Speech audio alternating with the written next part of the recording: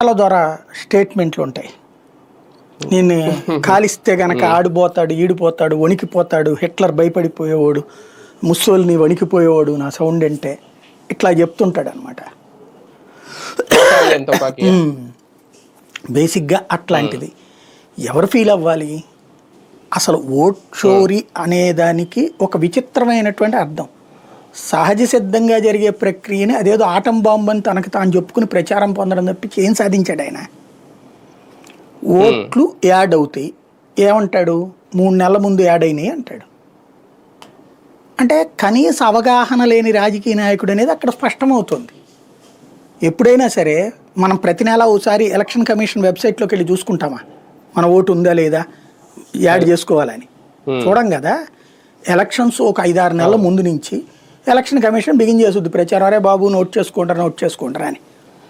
అప్పుడు కూడా చాలామందికి పట్టదు.